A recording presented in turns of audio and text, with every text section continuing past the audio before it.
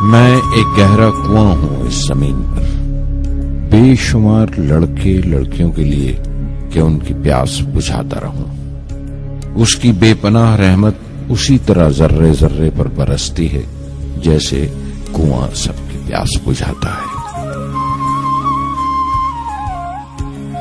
इतनी सी कहानी है मेरी, ज़ैनुल आबिदीन और आशी अम्मा के बेटे की कहानी। उस लड़के की कहानी जो अखबारें बेचकर अपने भाई की मदद करता था। उस शागिर्द की कहानी जिसकी परवरिश शिव सुब्रमण्य अय्यर और अय्यदुराई सोलोमन ने की। उस विद्यार्थी की कहानी जिसे पंडले मास्टर ने तालीम दी, MGK मेनन और प्रोफेसर साराभाई ने इंजीनियर की पहचान दी, जो नाकामियों और मुश्किलों में पलकर साइंसदान बना। और उस रहनुमा की कहानी जिसके साथ चलने वाले बेशुमार काबिल और हुनरमंद लोगों की टीम थी।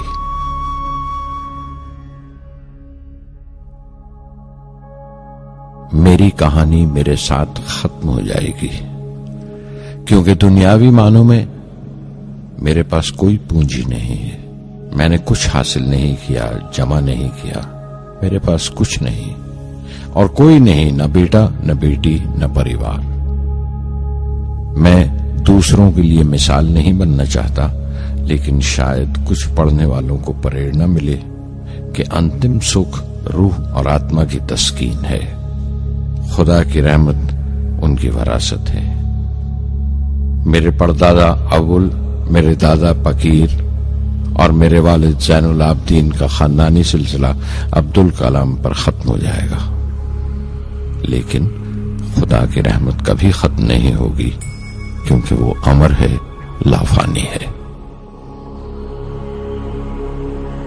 पूर्णमदः पूर्णमिदं पूर्णात् पूर्णमुदच्यते पूर्णस्य पूर्णमादाय पूर्णमेवावशिष्यते। पूर्णमदः पूर्णमिदं पूर्णात् पूर्णमुदच्यते पूर्णस्य पूर्णमादाय पूर्णमेवावशिष्यते।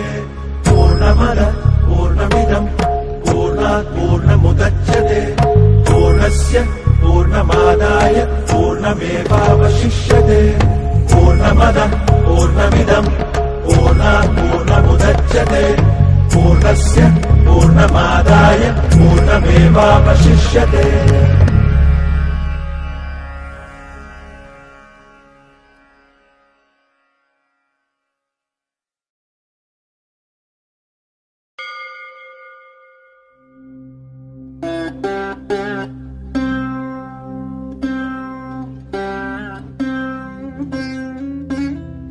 मैं शहर रामेश्वरम के एक मिडिल क्लास तमिल खानदान में पैदा हुआ।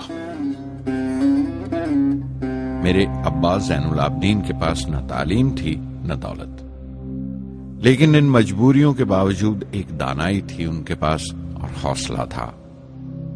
और मेरी मां जैसी मददगार थी आशी अम्मा। उनकी कई औलादों में एक मैं भी था, बुलंद कामत माँ बाप का एक छोटे से कद वाला मामूली शक्ल सूरत का लड़का। अपने पुश्तैनी मकान में रहते थे हम, जो कभी 19वीं सदी में बना था। काफी वसी और पक्का मकान था रामेश्वरम की मस्जिद स्ट्रीट में। मेरे अब्बा हर तरह के ऐशो आराम से दूर रहते थे, मगर जरूरियात की तमाम चीजें मुयस्सर थीं।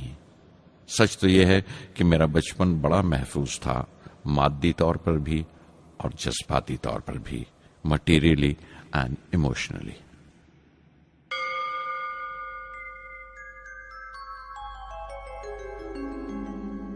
रामेश्वरम का मशहूर शिव मंदिर हमारे घर से सिर्फ 10 मिनट की दूरी पर था। हमारे इलाके में ज्यादा आबादी मुसलमानों की थी, फिर भी काफी हिंदू घराने थे जो बड़े इत्तेफाक से पड़ोस में रहते थे। हमारे इलाके में एक बड़ी पुरानी मस्जिद थी, जहां मेरे अब्बा मुझे हर शाम नमाज पढ़ने के लिए ले जाया करते थे।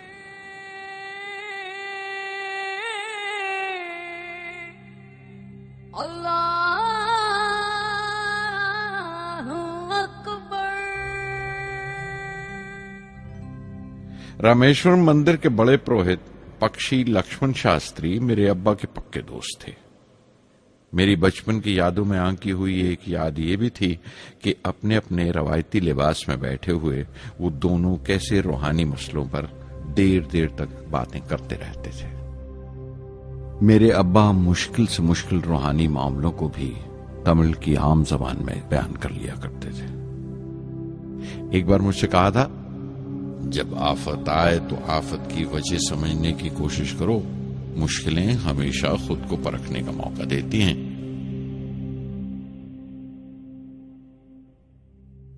मैंने हमेशा अपनी साइंस और टेक्नोलॉजी में अब्बा के असूलों पर चलने की कोशिश की है।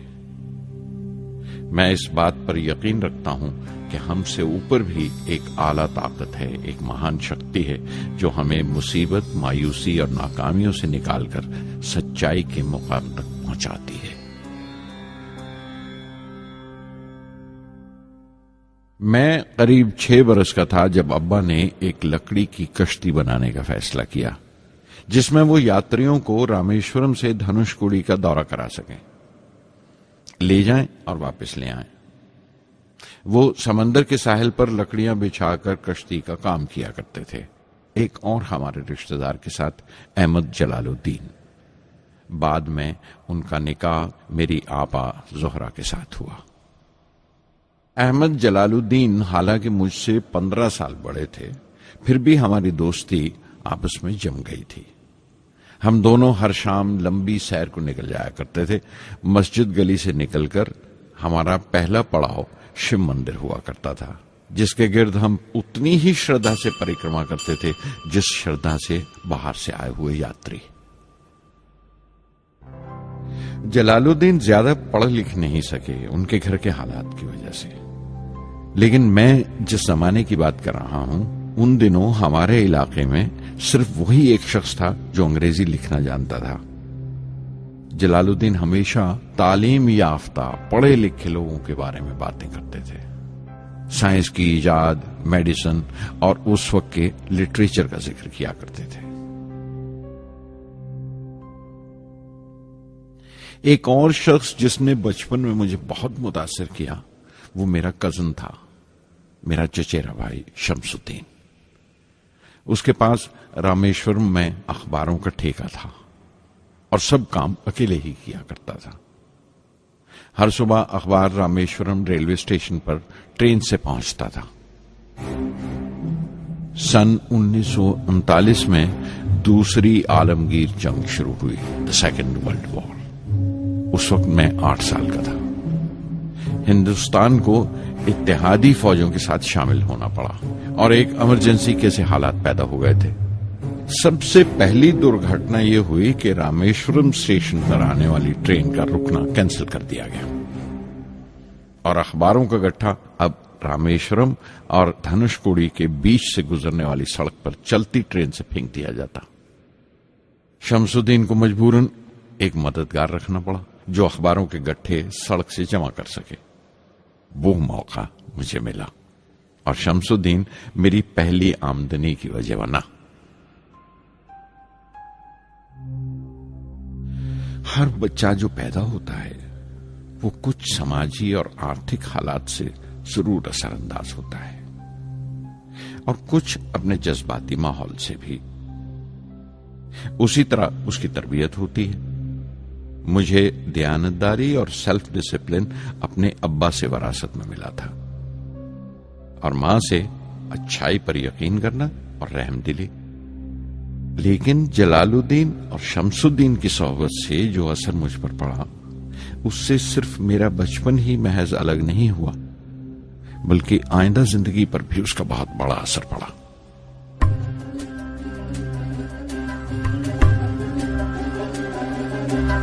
தந்தை மகற்கு ஆற்றும் நன்றி அபயத்து முந்தி இருப்பச்செயல். தந்தை மகற்கு ஆற்றும் நன்றி அபயத்து முந்தி இருப்பச்செயல்.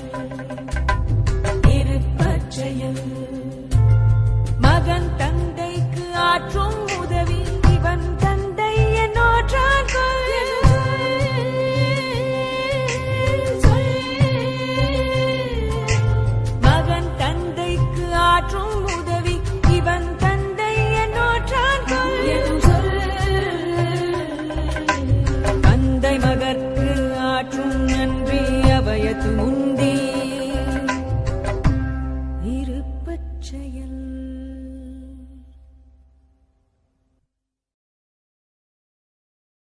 फिर जंग खत्म हो गई और हिंदुस्तान की आजादी बिल्कुल यकीनी हो गई। मैंने अब्बा से रामेश्वरम छोड़ने की इजाजत चाही। मैं डिस्ट्रिक्ट हेडक्वार्टर्स रामनाथपुरम जाकर पढ़ना चाहता था। शमसुद्दीन और जलालुद्दीन मेरे साथ रामनाथपुरम तक गए मुझे श्वार्ट्ज हाई स्कूल में दाखिल कराने के लिए। जाने क्यों वो नया माहौल मुझे रास नहीं आया। रामनाथपुरम बड़ा मसरूफ शहर था और करीब 50,000 की आबादी थी, लेकिन रामेश्वरम का सुकून और इत्मीनान कहीं नहीं था। घर बहुत याद आता था और घर लौटने का कोई मौका मैं छोड़ता नहीं था। श्वार्ट्ज हाई स्कूल में दाखिल होने के बाद एक 15 साल लड़के के तमाम शौक जो हो सकते थे मेरे अंदर जाग उठे। मेरे टीचर अय्या दुराई सोलोमन बेहतरीन रहबर थे, गाइड, उस नौजवान जहन के लिए जिसके सामने जिंदगी की बेशुमार मुमकिनात खुलने वाली थी।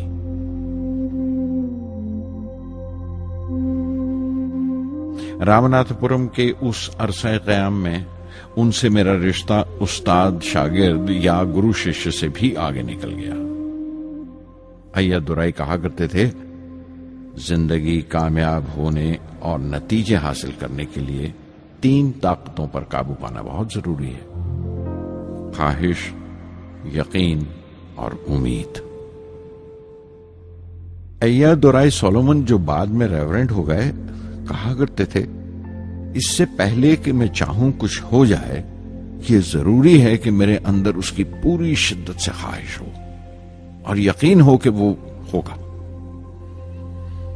मैं अपनी जिंदगी से अगर मिसाल दूं तो मुझे बचपन से ही आसमान के इसरार और परिंदों की परवाज हमेशा हैरान करती थी, फैसिनेट करती थी। समंदर में कूंजों और बगलों को ऊंची उड़ाने लगाते देखता था तो उड़ने को जी करता था। मैं एक सादा लोग गांव ही का लड़का तो था, लेकिन मुझे यकीन था कि एक दिन मैं जरूर उन कूंजों की तरह बुलंद उड़ाने लगाऊंगा, बुलंदी पर परवाज करूंगा।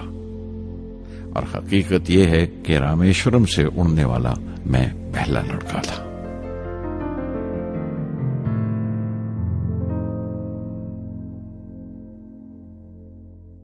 श्वार्ट्ज स्कूल में तालीम खत्म करते करते मेरे अंदर खुद एतमादी बस चुकी थी और मुझे यकीन था कि मैं जरूर कामयाबी हासिल करूंगा।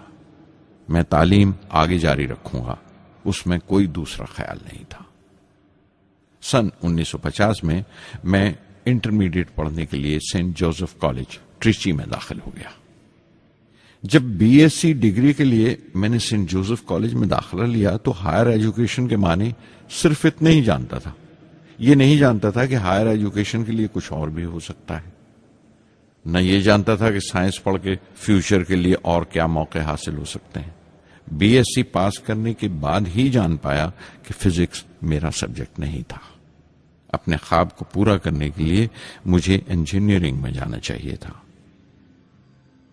पता नहीं क्यों कुछ लोगों का ऐसा ख्याल है कि साइंस आदमी को खुदा से मुनकर कर देती है, लेकिन मेरे लिए तो साइंस एतमाद, विश्वास और रूहानी तस्कीन की वजह रही है। किसी तरह मैं MIT यानी मद्रास इंस्टीट्यूट ऑफ टेक्नोलॉजी के उम्मीदवारों की लिस्ट में तो आ गया, लेकिन उसका दाखिला बहुत महंगा था। कम से कम 1,000 रुपए की जरूरत थी और मेरे अब्बा के पास इतने रुपए नहीं थे।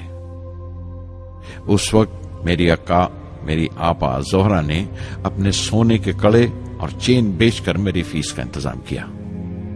मुझ पर उसकी उम्मीद और यकीन देखकर मैं पसीज गया।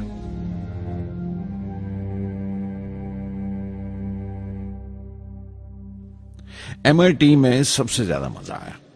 वहां 2 हवाई जहाज रखे देखकर जो उड़ान से बरी कर दिए गए थे, मुझे उनकी तरफ एक अजीब सा खिंचाव महसूस होता था। और जब सब लड़के हॉस्टल लौट जाते थे, मैं कई कई घंटे उनके पास बैठा रहता था। फर्स्ट ईयर मुकम्मल करने के बाद जब मुझे अपने ज्यादा खुसूसी मजमून चुनना थे, यानी अपनी स्पेशल ब्रांच का चुनाव करना था, तो मैंने फॉरेन एरोनॉटिकल इंजीनियरिंग का चुनाव कर लिया। MIT की तालीम के दौरान मुझे 3 टीचर्स ने बहुत मुतासिर किया। Professor Sponder, professor KAV Pandalai, professor Narasimha Rao. Professor Sponder technical aerodynamics सिखाते थे। एरोनॉटिकल इंजीनियरिंग में दाखिले से पहले मैंने उनसे सलाह ली थी। उन्होंने समझाया था कि मुझे मुस्तकबिल का फैसला करने से पहले मुस्तकबिल की मुमकिनात के बारे में नहीं सोचना चाहिए, बल्कि सोचना चाहिए एक अच्छी बुनियाद के लिए और अपने रुझान और इश्तियाक के बारे में कि उसमें कितनी शिद्दत है, मेरे एप्टीट्यूड्स और एस्पिरेशन में कितनी इंटेंसिटी है। मैं खुद भी होने वाले इंजीनियरिंग स्टूडेंट्स से कहना चाहता हूं कि जब वो अपना स्पेशलाइजेशन का चुनाव करें तो ये देखें कि उनमें कितना शौक है, कितना उत्साह है और लगन है उस शोबे में जाने के लिए। प्रोफेसर KAV पंडले ने मुझे एरोस्ट्रक्चर डिजाइन सिखाया और उसका तज्जिया भी, विश्लेषण, एनालिसिस भी। वो बड़े खुशदिल और दोस्त टीचर थे और हर साल कोई ना कोई नया तरीका, नया नजरिया लेकर आते थे कोर्स में। प्रोफेसर नरसिंह राव मैथमेटिशियन थे। वो एरोडायनेमिक्स की थ्योरी सिखाया करते थे। उनकी क्लास में दाखिल होकर मुझे मैथमेटिकल फिजिक्स बाकी तमाम सब्जेक्ट्स से ज्यादा अच्छा लगने लगा। साध संगी हरि हरि नाम चित्तारा चित्तारा, साध संगी हरि हरि नाम चित्तारा, सहजी अनंतु होवे दिनु राति, अंकुर भलो हमारा, साध संगी साध संगी।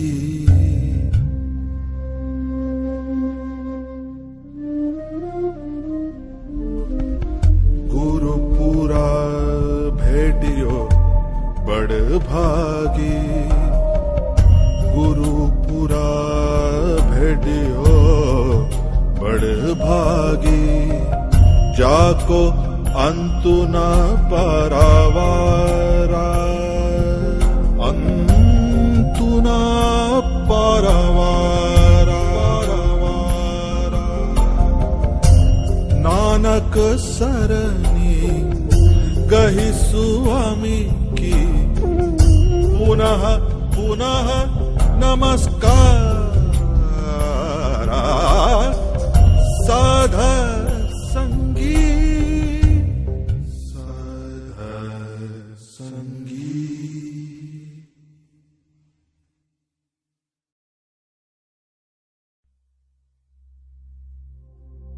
MIT से मैं बेंगलोर के हिंदुस्तान एरोनॉटिक्स लिमिटेड HAL में बतौर ट्रेनी दाखिल हो गया। HAL से जब मैं एरोनॉटिकल इंजीनियरिंग ग्रेजुएट बनकर निकला तो जिंदगी ने 2 मौके मेरे सामने खड़े कर दिए और दोनों मेरी परवाज के देरीना ख्वाब पूरे कर सकते थे। एक मौका था एयरफोर्स का, दूसरा मिनिस्ट्री ऑफ डिफेंस में directorate of technical development and production का। मैंने दोनों में अर्जी भेज दी और बैक वक्त दोनों से इंटरव्यू का बुलावा आ गया। एयरफोर्स के लिए मुझे देहरादून बुलाया गया था और डिफेंस के लिए दिल्ली। मेरे दोनों मुकाम 2000 किलोमीटर के फासले पर थे। ये पहला मौका था मेरा अपने वसी और विराट वतन को देखने का। खिड़की पर बैठा मैं इस देश की सरजमीन को पांव तले से बहता हुआ देख रहा था। हैरान था कि उत्तर की तरफ सफर करते हुए एक ही मुल्क का लैंडस्केप कैसे बदलता चला जाता है। मैं 1 हफ्ता दिल्ली में ठहरा, डिफेंस मिनिस्ट्री का इंटरव्यू दिया। इंटरव्यू अच्छा हुआ था। वहां से मैं देहरादून गया एयरफोर्स सिलेक्शन बोर्ड के इंटरव्यू के लिए। 25 उम्मीदवारों में मैं 9वें नंबर पर आया। मेरा दिल बैठ गया, बहुत मायूस हुआ और कई दिन तक अफसोस रहा कि एयरफोर्स में जाने का मौका मेरे हाथ से निकल गया। मैं ऋषिकेश चला गया, दिल पर यह बोझ लेकर कि आने वाले दिन बड़े सख्त होंगे।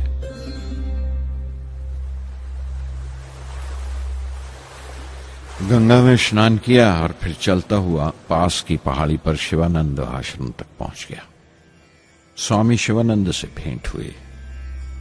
देखने में बिल्कुल गौतम बुद्ध लगते थे, सफेद दूधिया धोती और पांव में लकड़ी की खड़ाऊ। उनकी बच्चों सी मासूम मुस्कान और सादा दिली देखकर बहुत प्रभावित हुआ मैंने बताया उन्हें कैसे मैं इंडियन एयरफोर्स में भर्ती होने से रह गया और मेरी कितनी शदीद ख्वाहिश थी आसमानों में उड़ने की, परवास करने की। वो मुस्कुरा दिए और बोले, ख्वाहिश अगर दिलो जान से निकली हो, वो पवित्र हो और उसमें शिद्दत हो, तो उसमें कमाल की एक इलेक्ट्रोमैग्नेटिक एनर्जी होती है, एक बरकी मकनातीसी ताकत होती है। दिमाग जब सोता है तो वो एनर्जी रात की खामोशी में बाहर निकल जाती है और सुबह कायनात ब्रह्मांड से सितारों की गति रफ्तार को अपने साथ समेटकर दिमाग में लौट आती है। इसीलिए जो सोचा है उसकी सृष्टि अवश्य है, वो तख्लीक होगा। तुम विश्वास करो इस अजली बंधन पर, इस वचन पर कि सूरज फिर लौटेगा, बाहर फिर से आएगी। मैं दिल्ली लौट आया, डिफेंस से अपना इंटरव्यू का नतीजा दरियाफ्त किया। जवाब में मुझे अपॉइंटमेंट लेटर थमा दिया गया और अगले दिन से सीनियर साइंटिफिक असिस्टेंट मुकर्रर कर दिया गया 250 रुपए की माहाना तनख्वाह पर। 3 साल गुजर गए। उन्हीं दिनों बेंगलोर में एरोनॉटिकल डेवलपमेंट एस्टेब्लिशमेंट ADE का एक नया महकमा खुला और मुझे वहां पोस्ट कर दिया गया। बेंगलोर कानपुर से बिल्कुल मुख्तलिफ शहर था। मैं अपने डायरेक्टोरेट की पोस्टिंग का पहला साल वहां गुजार चुका था। दरअसल हमारे देश में ये एक अजीब तरीका है, एक अजीब सा ढंग है अपने लोगों को हद दर्जा तक निचोड़ लेने का, जो हमारे लोगों को इंतहा पसंद बना देता है। शायद इसलिए कि सदियों इस देश ने गैर मुल्की तहजीबों के जख्म भी खाए हैं और उन्हें अपने दामन में जगह भी दी है। अलग अलग हुक्मरानों से वफा करते करते हम अपनी हैसियत, अपनी यकताई खो बैठे हैं। बल्कि हमने एक और ही किस्म की खूबी पैदा कर ली है कि एक ही वक्त में रहम दिल भी हैं और बेरहम भी, हसास भी हैं और बेहिस भी। जितने गहरे हैं उतने ही सतही। ऊपर से देखो तो हम बड़े खुश रंग और खूबरू नजर आते हैं, लेकिन कोई गौर से देखे तो अपने हुक्मरानों की एक बेढब नकल से ज्यादा कुछ नहीं है। मैंने कानपुर में कल्ले में दबाए हुए पान वाले नवाब वाजिद अली शाह के नकलची बहुत देखे और बेंगलोर में फिरंगियों के अंदाज में कुत्ते की जंजीर थामे टहलते हुए साहिबों की कमी नहीं थी। बेंगलोर में रहकर मैं रामेश्वरम की सुकून और गहरे शांत वातावरण के लिए तरसता था।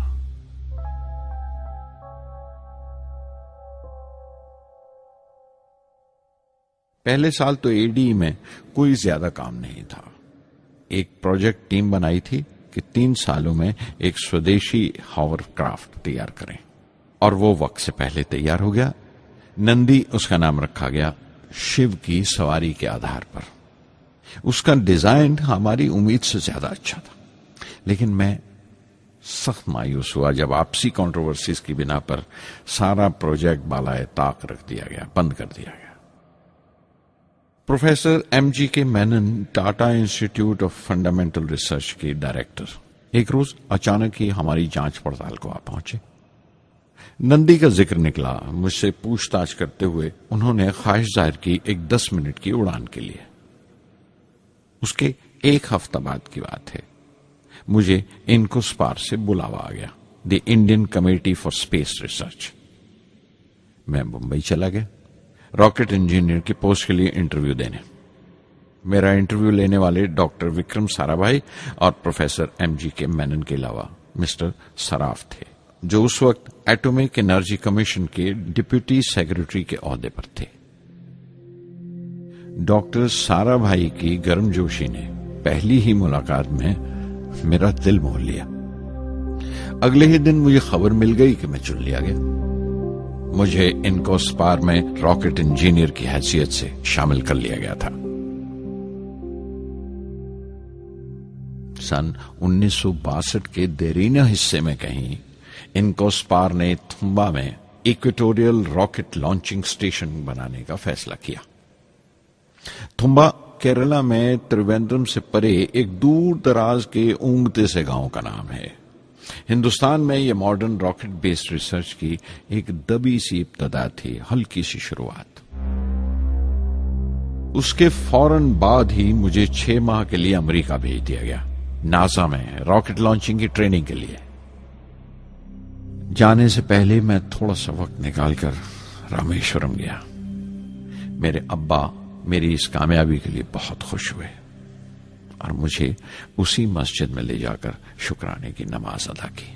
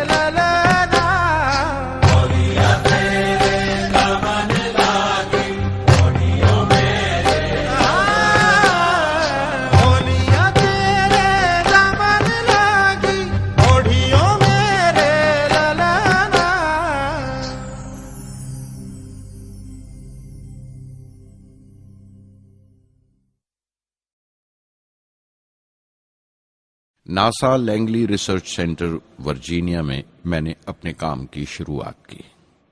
बाद में Goddard space flight centre Maryland चला गया। मैं अपना इंप्रेशंस अमेरिकन्स के बारे में बेंजामिन फ्रैंकलिन के इस जुमले से बयान कर सकता हूं, जिन बातों से तकलीफ होती है उनसे तालीम भी मिलती है। हिंदुस्तानी तंजीमों में, यहां की ऑर्गेनाइजेशंस में एक बड़ी मुश्किल है। जो ऊपर हैं वो बड़े मगरूर हैं। अपने से छोटों की, जूनियर्स और सबऑर्डिनेट्स की राय लेना अपनी हतक समझते हैं। कोई शख्स भी अपनी खूबी दिखा नहीं सकता अगर आप उसे मलामत ही करते रहें। उसूल और पाबंदी, पाबंदी और सख्ती, सख्ती और जुल्म के बीच की लाइन बड़ी महीन है, बारीक है। उसकी पहचान बहुत जरूरी है।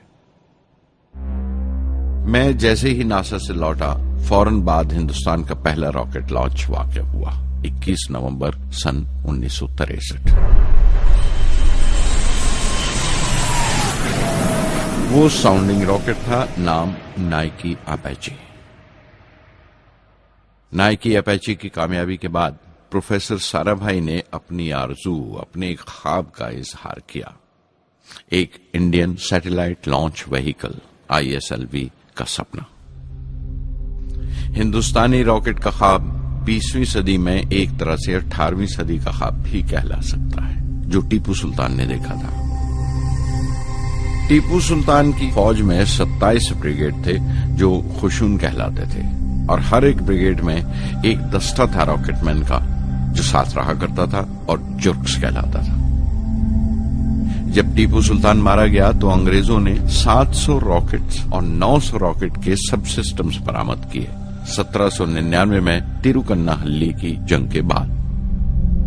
वो रॉकेट्स विलियम कॉन्गरीव ने इंग्लैंड भिजवा दिए जांच पड़ताल के लिए, उसकी तकनीक समझने के लिए, जिसे आज की साइंसी जबान में हम रिवर्स इंजीनियरिंग कहते हैं। टीपू सुल्तान की मौत के साथ उस ख्वाब की भी मौत हो गई, कम से कम 150 साल के लिए। पंडित जवाहरलाल नेहरू की बदौलत वो रॉकेटरी का ख्वाब एक बार फिर हिंदुस्तान में जिंदा हुआ। प्रोफेसर साराभाई ने उस ख्वाब को हकीकत बनाने की जिम्मेदारी अपने सर ले ली। बहुत से तंग नजर लोगों को एतराज था इस बात पर कि इस मुल्क में जहां लोगों को 2 वक्त की रोटी नसीब नहीं होती, वहां इन स्पेस उड़ानों को, इन खलाई तहरीकों को क्यों तरजीह दी जा रही है। लेकिन प्रधानमंत्री पंडित नेहरू और प्रोफेसर साराभाई के नजरिए में किसी किस्म का मुबालगा नहीं था। उनके नजरिए बिल्कुल साफ थे कि अगर दुनिया के मुल्कों में और दुनिया के मसलों में कोई हिस्सा लेना है, शिरकत करनी है, हिंदुस्तान को कोई हैसियत हासिल करनी है, तो साइंस और टेक्नोलॉजी की तरक्की और खुद मुख्तारी, सेल्फ रिलायंस अशद जरूरी है। और उनका मकसद ताकत का मुजाहिरा हरगिज नहीं था। सहज पके सो मीठा होए। थुम्बा में 2 रॉकेट सहज पके मगर कामयाब हुए, एक रोहिणी, दूसरा मेनका। अगला साल लगा ही था जब प्रोफेसर साराभाई ने मुझे दिल्ली बुला भेजा। एक मीटिंग थी और मीटिंग में ग्रुप कैप्टन वीएस नारायणन से मेरा तारुफ कराया गया, जो एयर हेडक्वार्टर्स से थे। प्रोफेसर साराभाई ने रेटो तैयार करने का इरादा जाहिर किया, rocket assisted take off system, एक मिलिट्री एयरक्राफ्ट जो रॉकेट की मदद से उड़ाया जा सके, बड़ी छोटी सी जगह में। शाम तक यह खबर भी आम हो गई कि हिंदुस्तान एक खुद साख्ता मिलिट्री एयरक्राफ्ट तैयार कर रहा है और मैं उस प्रोजेक्ट का मुख्तार हूं, जिम्मेदार हूं। मैं कई तरह के जज्बात से भर गया, खुश भी था, शुक्रगुजार भी, खुशकिस्मत भी, और एक एहसास हुआ तकमील का, फुलफिलमेंट का। 19वीं सदी के एक शायर की ये सतरें बहुत याद आई। हर दिन के लिए तैयार रहो, हर दिन को एक तरह ही मिलो। जब ओखली हो बर्दाश्त करो, जब दस्ता हो तो वार करो। रेटो पे काम करते हुए 2 अहम वाकयात हुए। पहला तो यह था कि अपने देश में पहली बार स्पेस रिसर्च का 10 साला प्रोग्राम तैयार हुआ, जिसके ऑथर थे प्रोफेसर साराभाई। मेरे लिए वो एक ऐसा रूमानी मैनिफेस्टो था जैसे स्पेस से इश्क करने वाले किसी शायर की रूमानी नज्म हो, जैसे कोई अपने देश के आसमान से इश्क करने लगा हो। और दूसरा वाकया मिनिस्ट्री ऑफ डिफेंस में मिसाइल पैनल का तैयार होना। नारायणन और मैं, हम दोनों उस पैनल के मेंबर थे। उस वक्त तक भविष्य की आने वाली SLV सैटेलाइट लॉन्च व्हीकल का नाक नक्शा भी तैयार हो चुका था। प्रोफेसर साराभाई अपने देरीना ख्वाब को ताबीर देने के लिए कुछ और साथियों का चुनाव कर चुके थे। मैं खुद को खुशकिस्मत समझता हूं कि मुझे उस प्रोजेक्ट का लीडर चुना गया। उस पर प्रोफेसर साराभाई ने मुझे एक और जिम्मेदारी भी सौंपी कि लॉन्च की 4थी स्टेज मैं ही डिजाइन करूं। यह मामूल था, मेरा आदत थी कि हर मिसाइल पैनल की मीटिंग के बाद मैं जाकर प्रोफेसर साराभाई को पूरी तफसील, पूरी रिपोर्ट देता था। दिल्ली में ऐसी ही एक मीटिंग के बाद 23 दिसंबर 1971 को मैं त्रिवेंद्रम लौट रहा था और उस दिन प्रोफेसर साराभाई थुम्बा में SLV का मुआयना करने गए हुए थे। दिल्ली एयरपोर्ट के लाउंज से मैंने उन्हें फोन किया, पैनल मीटिंग की तफसील बताई। प्रोफेसर साराभाई ने मुझे कहा कि मैं त्रिवेंद्रम एयरपोर्ट पर उनका इंतजार करूं। मैं जब त्रिवेंद्रम पहुंचा तो फिजा में एक मातम बिछा हुआ था। मुझे खबर दी गई कि प्रोफेसर साराभाई नहीं रहे। चंद घंटे पहले दिल का दौरा पड़ने से उनका इंतकाल हो गया। मैं थर्रा के रह गया। चंद घंटे पहले ही तो मैंने उनसे बात की थी। मेरे लिए वो बहुत बड़ा सदमा था। प्रोफेसर साराभाई मेरी नजर में इंडियन साइंस के राष्ट्रपिता हैं, जैसे राष्ट्र के पिता महात्मा गांधी हैं। उन्होंने अपनी टीम से रहनुमा पैदा किए और खुद अपने अमल से उनके लिए मिसाल साबित हुए।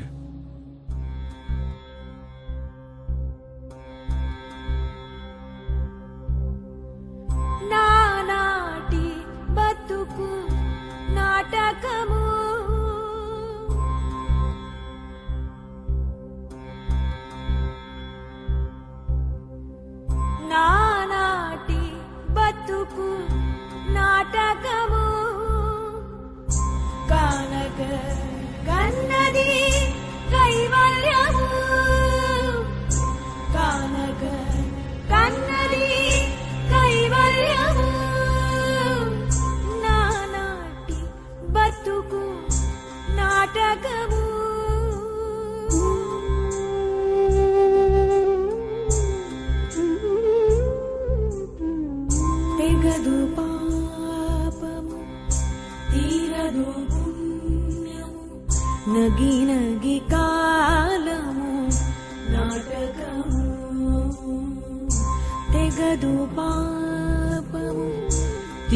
ఎంతదు పుణ్యము నగి నగి కాలము నాటకము యగువన శ్రీ వెంకటేశ్వరుడేలిగే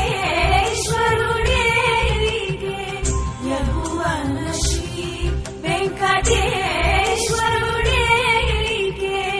గగనము నీతిది కైవల్యము గగనము నీతిది కైవల్యము కైవల్యము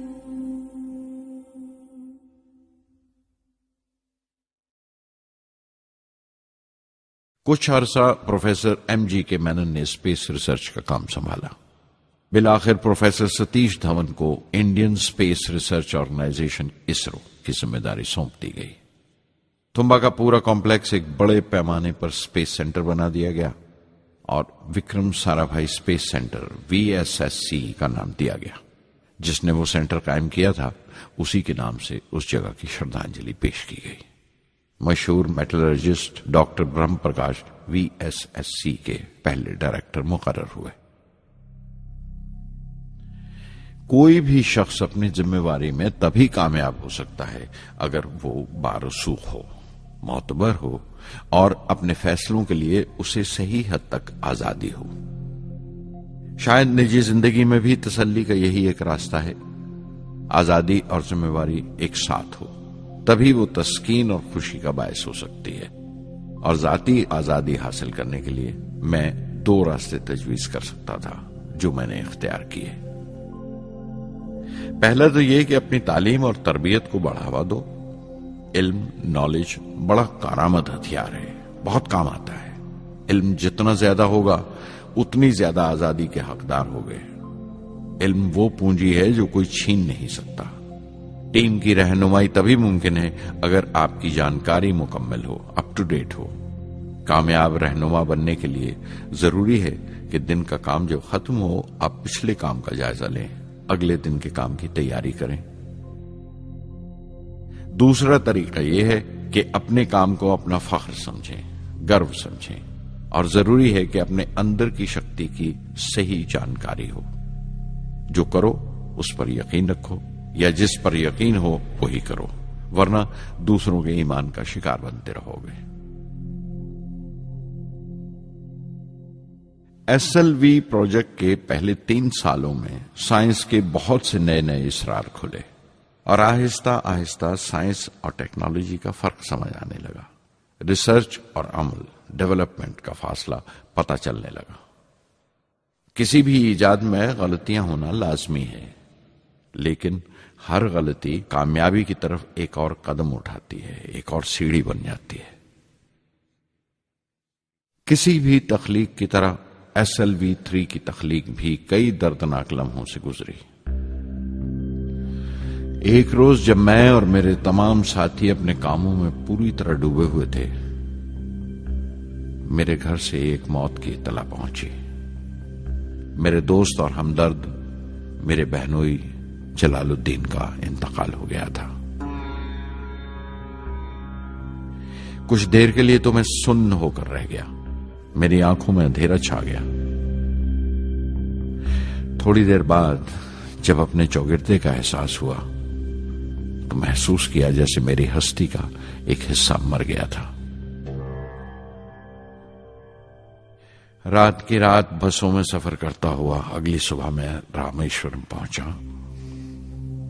जोहरा को क्या तसल्ली देता और क्या सब्र देता अपनी भांजी महबूबा को जो रो रो कर हलकान हो रही थी। मेरी आंखों के सोते पहले ही सूख चुके थे। थुम्बा लौटकर बहुत दिनों तक सारा कामकाज, सारी मसरूफियत बेमानी लगने लगी। बहुत दिनों तक बहुत मलाल लगा, सब बेमानी लगता था। प्रोफेसर धवन देर देर तक हौसला देते थे, कहते SLV पर जैसे जैसे काम आगे बढ़ेगा मुझे सब्र महसूस होगा और ये मायूसी कम होते होते गुजर जाएगी। 1976 में मेरे अब्बा ज़ैनुल आबदीन 102 साल की उम्र में वहीं रामेश्वरम में इंतकाल फरमा गए।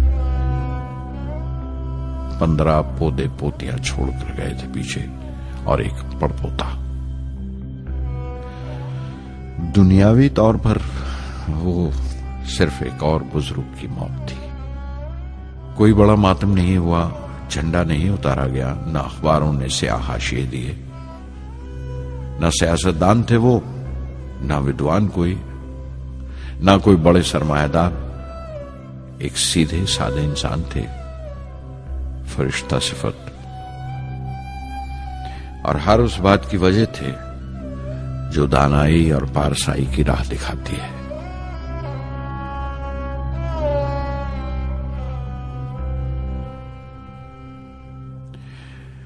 मैं बहुत देर तक अपनी मां के पास बैठा रहा, चुपचाप, और जब उठा थुम्बा लौटने के लिए तो उसने रुंधे गले से दुआएं दी मुझे।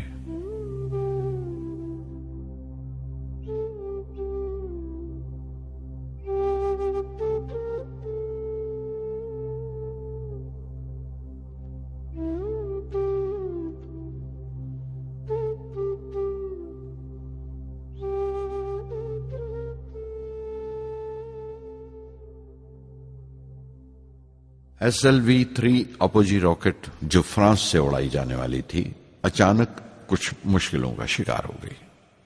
मुझे फौरन फ्रांस जाना पड़ा। मैं रवाना होने ही वाला था कि मेरी मां की मौत की खबर पहुंची। यके बाद दीगरे 3 मौतें हो गई मेरे घर में। उस वक्त मुझे अपने काम में पूरे ध्यान की जरूरत थी। 100% लगन से काम करने की ख्वाहिश किसी और लगन की गुंजाइश नहीं छोड़ती।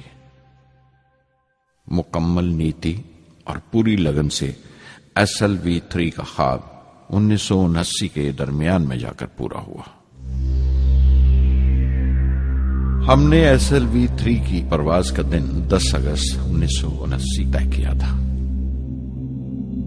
23 मीटर लंबा 4 स्टेजेस का ये रॉकेट 17 टन का वजन लेकर 7:58 पर बड़ी कजदाई से उड़ा और खला की तरफ रवाना हुआ।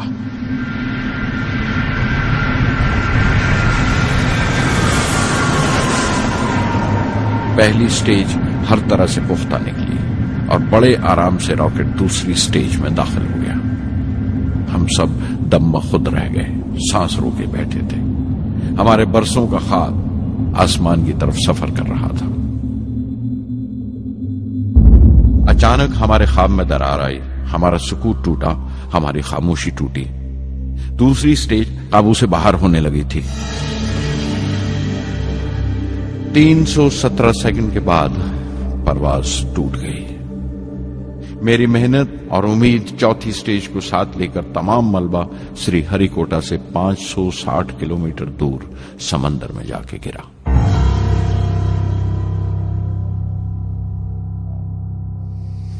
इस हादसे से हम सबको सख्त सदमा पहुंचा। मैं गम और गुस्से से भर गया, नुचड़ गया, बिल्कुल जिस्मानी तौर पर भी और जहनी तौर पर भी। मैं सीधा अपने कमरे में गया और बिस्तर में धंस गया। मैंने अपने कंधे पर एक दिलासे का हाथ महसूस किया तो आंख खोली। दोपहर ढल चुकी थी, शाम करीब थी। डॉक्टर ब्रह्म प्रकाश मेरे सराहने बैठे थे। उनकी इस हमदर्दी ने छू लिया मुझे। मैं उदास था, मायूस था, लेकिन अकेला नहीं।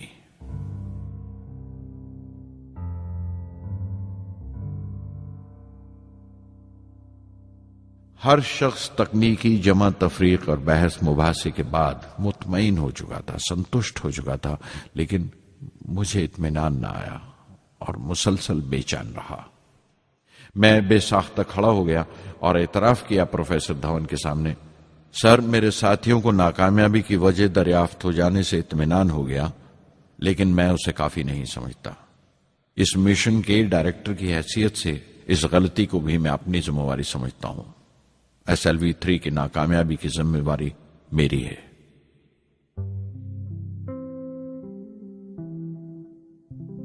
साइंस का काम कमाल दर्जा उत्साह भी देता है, खुशी भी और उतनी ही गहरी मायूसी भी। इस तरह के वाकयात सोच सोचकर मैं दिल को ढारस देता रहा। यह ख्याल कि इंसान चांद पर उतर सकता है सबसे पहले एक रूसी साइंटिस्ट ने सोचा था। उसे हकीकत बनने में 40 साल गुजर गए जब अमेरिका ने उसे पूरा किया। प्रोफेसर चंद्रशेखर ने चंद्रशेखर लिमिट का आविष्कार किया था 1930 में, जब कैम्ब्रिज में पढ़ रहे थे। लेकिन 50 साल बाद उन्हें उसी डिस्कवरी पर नोबेल प्राइज मिला। वॉन ब्रॉन अपनी सैटर्न लॉन्च व्हीकल से आदमी को चांद पर उतारने से पहले कितनी सारी नाकामियों से गुजरे होंगे। पहाड़ की चोटी पर उतरने से पहाड़ पर चढ़ने का तजुर्बा नहीं मिलता। जिंदगी पहाड़ की चढ़ानों पर मिलती है, चोटी पर नहीं। चढ़ानों पर ही तजुर्बे मिलते हैं और जिंदगी मंचती है और टेक्नोलॉजी तरक्की करती है। चोटी पर पहुंचने की कोशिश ही में चढ़ानों का इल्म हासिल होता है। मैं एक एक कदम चलता रहा, चढ़ता रहा चोटी की तरफ।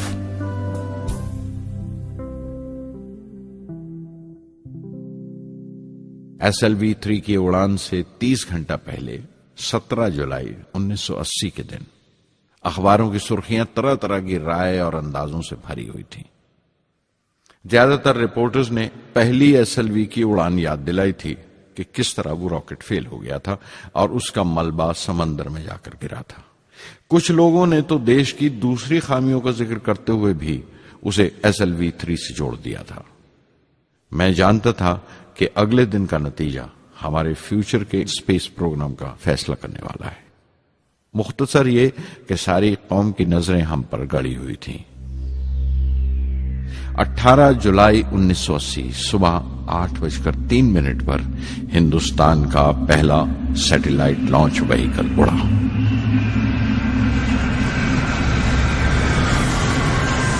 मैंने रोहिणी सैटेलाइट का तमाम डेटा कंप्यूटर पर जांचा। अगले 2 मिनट के अंदर अंदर रोहिणी अंतरिक्ष में था। उस तमाम शोरगुल के बीच में मैंने अपनी जिंदगी के सबसे अहम अल्फाज अदा किए। मैं मिशन डायरेक्टर बोल रहा हूं, एक जरूरी खबर सुनने को तैयार रहो।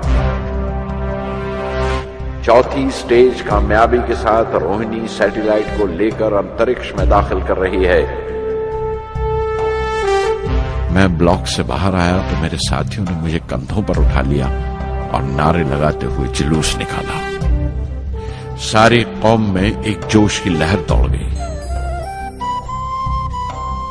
हिंदुस्तान उन चंद कौमों में शामिल हो गया था जिनके पास सैटेलाइट लॉन्च की काबिलियत थी।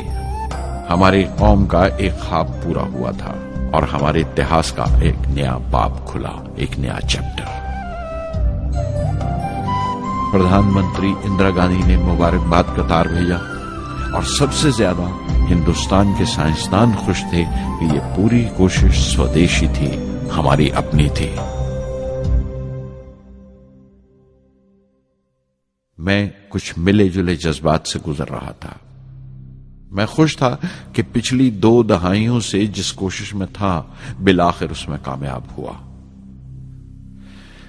लेकिन उदास था जिन लोगों की बदौलत में यहां पहुंचा था वो लोग मेरे साथ नहीं थे। मेरे अब्बा, मेरे बहनोई जलालुद्दीन और प्रोफेसर साराभाई।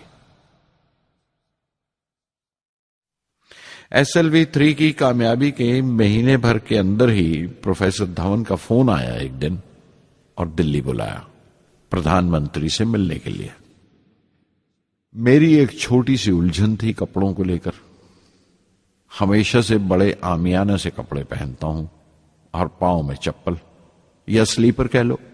प्रधानमंत्री को मिलने जैसा वो लिबास नहीं था, मेरे लिए नहीं, उनके एहतराम के लिए। सुना तो प्रोफेसर धवन बोले, कपड़ों की फिक्र मत करो, तुमने जो शानदार कामयाबी पहन रखी है वो काफी है। रिपब्लिक डे 1981 मेरे लिए एक बड़ी खुशखबरी लेकर आया कि मुझे पद्म भूषण से नवाजा गया है। मैंने अपने कमरे को बिस्मिल्लाह खां की शहनाई से भर लिया। शहनाई की गूंज मुझे कहीं और ही ले गई। मैं रामेश्वरम पहुंच गया, मां के गले लगा। अब्बा ने मेरे बालों को उंगलियों से सहलाया और मेरा दोस्त, मेरा रफीक जलालुद्दीन मस्जिद गली में जमा हुए लोगों में मेरे इनाम का ऐलान कर रहा था। मेरी बहन जोहरा ने मीठा बनाया घर में। पक्षी लक्ष्मण शास्त्री ने मेरे माथे पर तिलक लगाया। फादर सोलोमन ने मेरे हाथ में सलीब देकर दुआ पढ़ी और प्रोफेसर सारा भाई को देखा। उनके चेहरे पर मुस्कुराहट थी, फख्र था। जो पौधा वो लगाकर गए थे अब पूरा पेड़ बन चुका था, जिसके फल हिंदुस्तान की आवाम तक पहुंच रहे थे।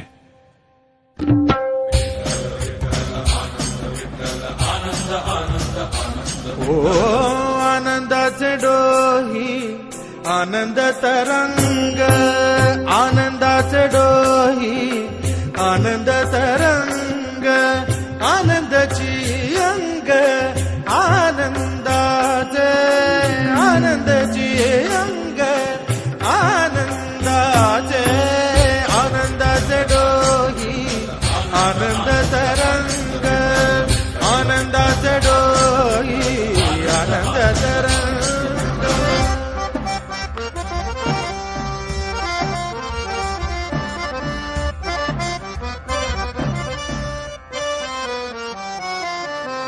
गर्भाचे आवडी मातेचा डोहळा, तेथीचा जिव्हळा तेथे बिंबे। गर्भाचे आवडी मातेचा डोहळा, तेथीचा जिव्हळा तेथे बिंबे। तुका म्हणे तैसा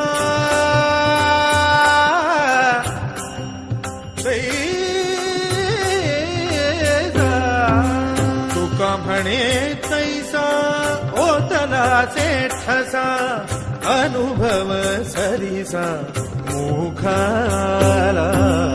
आनंदाचे डोही आनंद तरंग, आनंदाची अंग, आनंदाचे आनंदाचे डोही आनंद तरंग।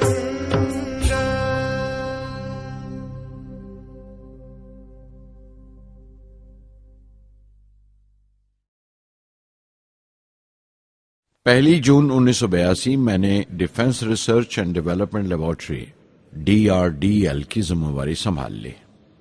उस वक्त के defence minister Shri R Venkataraman ने जब मशवरा दिया कि बजाय दर्जा बदर्जा मिसाइल तैयार करने के हमें मुकम्मल अपनी मिसाइल तैयार करने का प्रोग्राम बनाना चाहिए, तो हमें अपने कानों पर यकीन नहीं आया और देखते देखते ही वो प्रोजेक्ट एक मुकम्मल मिसाइल का प्रोग्राम बन गया, जिसके नतीजे आइंदा बहुत दूर तक पहुंचे। हर एक प्रोजेक्ट का नाम हिंदुस्तान की खुद मुख्तारी, सेल्फ रिलायंस का सबूत था।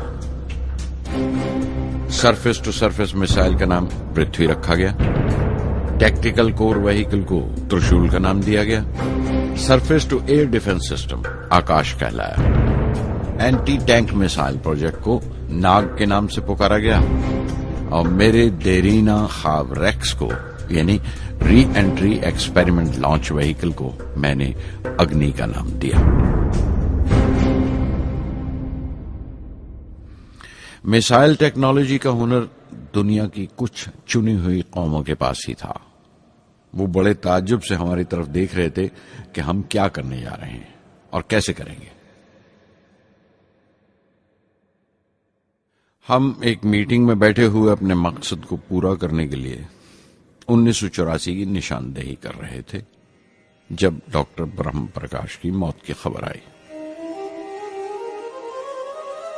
मेरे लिए वो एक और सदमा था। पहली SLV की नाकामी के वक्त जिस तरह उन्होंने ढारस दी थी मुझे, वो याद करके मैं और ज्यादा गमगीन हो गया।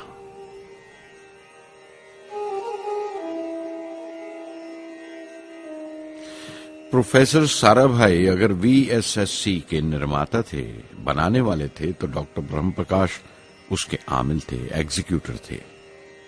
उनकी विनम्रता ने मुझे बड़ी हद तक नरम कर दिया। और मैंने अपनी तुंद मिजाजी पर काफी काबू कर लिया।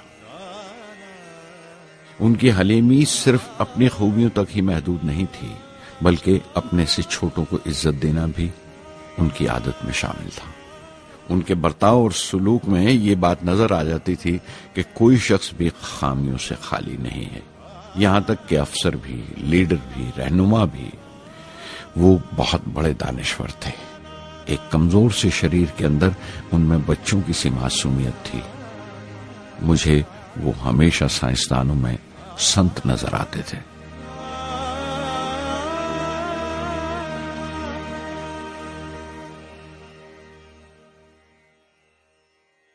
पृथ्वी का काम अपनी तकमील को पहुंच रहा था जब हम 1988 में दाखिल हुए।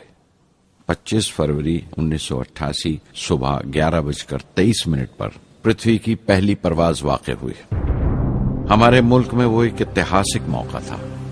पृथ्वी सिर्फ एक सरफेस टू सरफेस मिसाइल ही नहीं, बल्कि आइंदा आने वाली तमाम किस्म की मिसाइल का बुनियादी नक्शा भी था। फ्यूचर का मॉड्यूल था वो। पृथ्वी ने हमारे आस पड़ोस के मुल्कों को दहला दिया।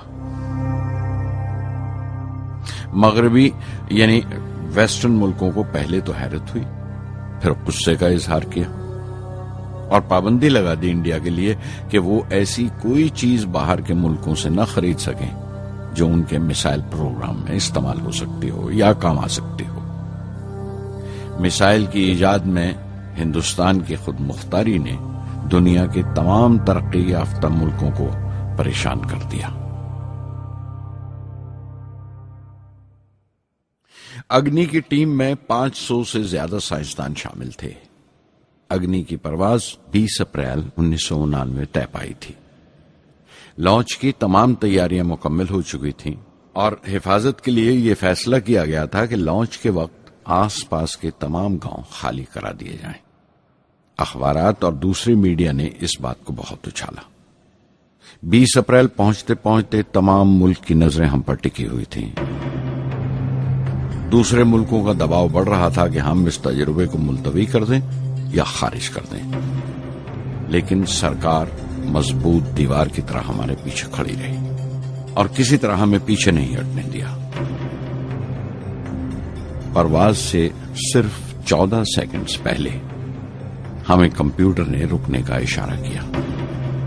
किसी एक पुर्जे में कोई खामी थी, वो फौरन ठीक कर दी गई, लेकिन उसी वक्त डाउन रेंज स्टेशन ने रुकने का हुक्म दिया। चंद सेकंड्स में कई रुकावटें सामने आ गईं और परवाज मुलतवी कर दी गई। अखबारात ने आस्तीनें चढ़ा ली। हर बयान ने अपनी अपनी तरह की वजूहात निकाल ली। कार्टूनिस्ट सुधीर दार ने एक कार्टून शाया किया जिसमें एक खरीदार कुछ सामान दुकानदार को वापस करते हुए कह रहा था, अग्नि की तरह वो भी नहीं चली। एक कार्टून में दिखाया गया कि साइंसदान कह रहा है, सब ठीक था, स्विच बटन नहीं चला।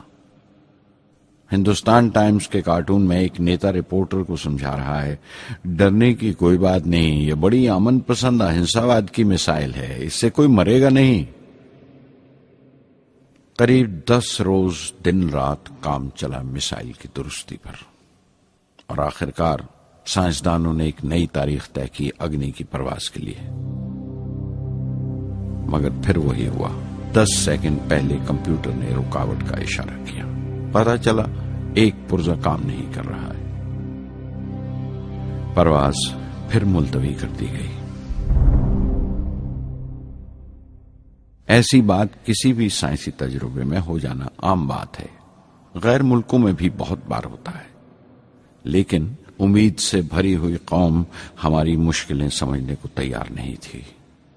हिंदू अखबार में केशव का एक कार्टून छपा जिसमें एक देहाती कुछ नोट गिनते हुए कह रहा था, मिसाइल के वक्त गांव से हट जाने का मुआवजा मिला है।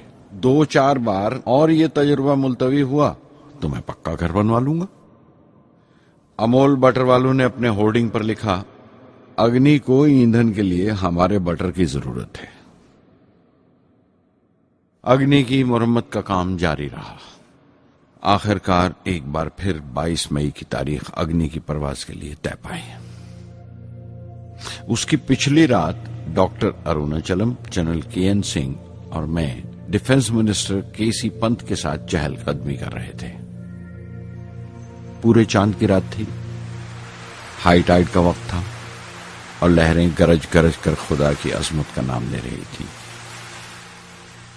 कल अग्नि की परवाज कामयाब होगी या नहीं, बार बार यही सवाल हमारे दिमाग में गूंज रहा था।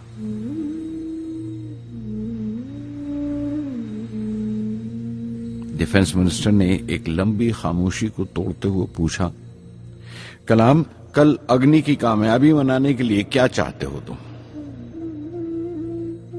मैं क्या चाहता था? क्या था जो नहीं था मेरे पास? अपने खुशी के इजहार के लिए मुझे क्या करना चाहिए? और अचानक मुझे जवाब मिल गया, हम 1 लाख पेड़ों की कोंपले लगाएंगे, मैंने कहा और उनके चेहरे पर रौनक आ गई। तुम अपनी अग्नि के लिए धरती मां का आशीर्वाद चाहते हो, बोले। कल यही होगा, उन्होंने पेशेंगोई की।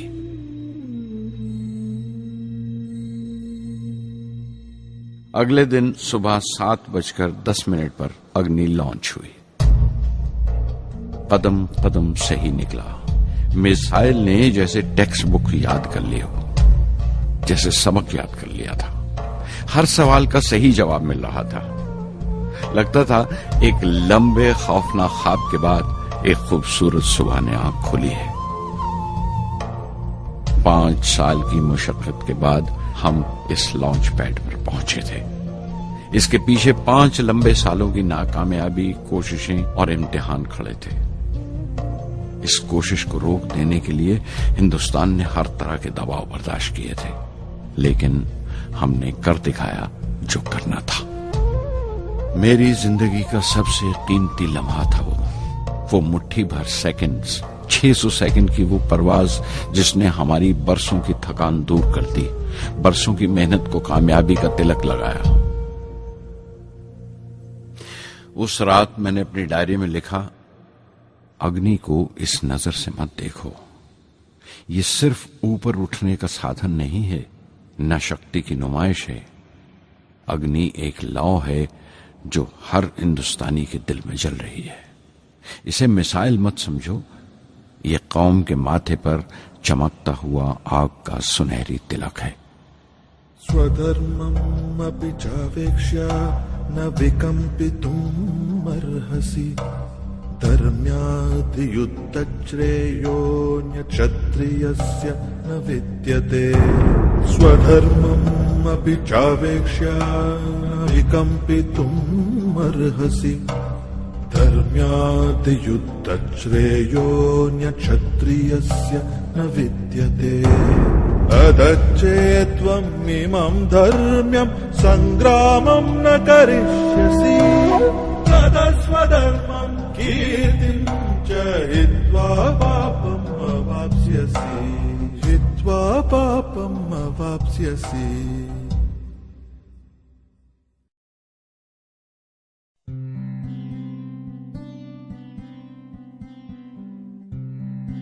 $1990 के रिपब्लिक डे पर देश ने मिसाइल प्रोग्राम की कामयाबी का जश्न मनाया। मुझे पद्म विभूषण से नवाजा गया और डॉक्टर अरुणाचलम को भी। 10 साल पहले पद्म भूषण की यादें एक बार फिर हरी हो गईं। रहन सहन मेरा अब भी वैसा ही था जैसा तब था। 10 बाय 12 का एक कमरा किताबों से भरा हुआ और कुछ जरूरत का फर्नीचर जो किराए पर लिया था। फर्क इतना ही था कि तब यह कमरा त्रिवेंद्रम में था, अब हैदराबाद में। वेटर मेरा नाश्ता लेकर आया, इडली और छाछ, और आंखों में एक खामोश मुस्कुराहट, मुबारकबाद की। मैं अपने हमवतनों की इस नवाजिश से छलक गया।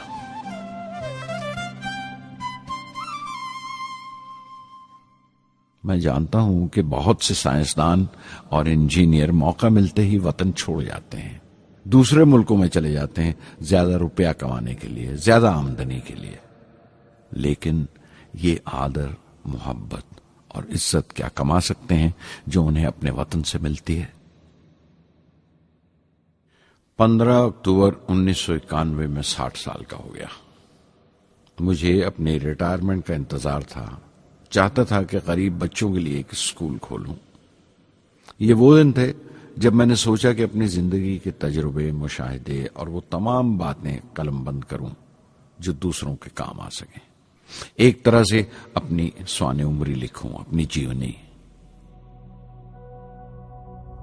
मेरे ख्याल में मेरे वतन के नौजवानों को एक साफ नजरिए और दिशा की जरूरत है। तभी ये इरादा किया कि मैं उन तमाम लोगों का जिक्र करूं जिनकी बदौलत मैं ये बन सका जो मैं हूं। मकसद ये नहीं था कि मैं कुछ बड़े बड़े लोगों के नाम लूं, बल्कि ये कि कोई शख्स कितना भी छोटा क्यों ना हो, उसे हौसला नहीं छोड़ना चाहिए।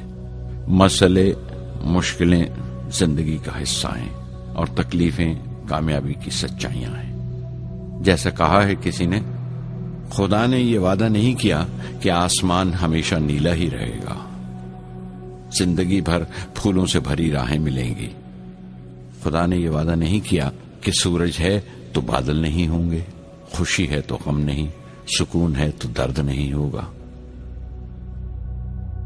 मुझे ऐसा कोई गुरूर नहीं कि मेरी जिंदगी सबके लिए एक मिसाल बनेगी, मगर यह हो सकता है कि कोई मायूस बच्चा किसी गुमनाम सी जगह पर जो समाज के किसी माजूर हिस्से से ताल्लुक रखता हो, ये पढ़े और उसे चैन मिले। ये पढ़े और उसकी उम्मीद रोशन हो जाए।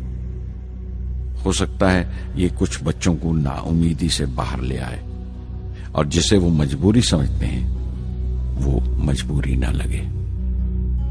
उन्हें यकीन रहे कि वो जहां भी हैं खुदा उनके साथ है। काश हर हिंदुस्तानी के दिल में जलती हुई लौ को पर लग जाए और उस लौ की परवाज से सारा आसमान रोशन हो जाए।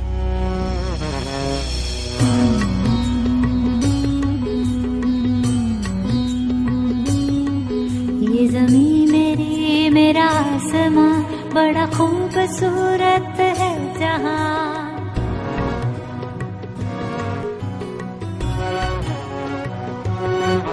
ये ज़मीं मेरी, मेरा आसमां, बड़ा खूबसूरत है जहां।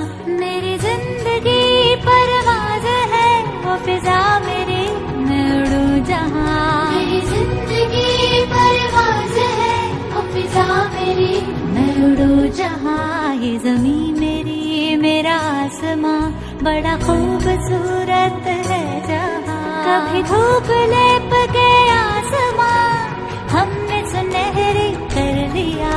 कभी धूप लेप के आसमां हमने सुनहरी कर लिया। फिर धूप बांध के पाँव में हम उड़े हैं ठंडी हवाओं में।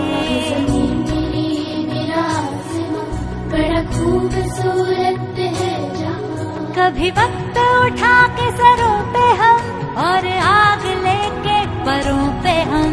कभी वक्त उठा के सरों पे हम और आग लेके परों पे हम। कभी छानी खाली खला कहीं, हम उड़े जहाँ पे हवा नहीं। ज़मीं मेरी, मेरा आसमां, बड़ा खूबसूरत है जहाँ। मेरी जिंदगी परवाज़ है, मेरी जिंदगी परवाज़ है, वो फिज़ा मेरी, मैं उड़ूं जहाँ। ये ज़मीं मेरी, मेरा आसमां, बड़ा खूबसूरत है जहाँ। ये ज़मीं मेरी, मेरा आसमां, बड़ा खूबसूरत है जहाँ।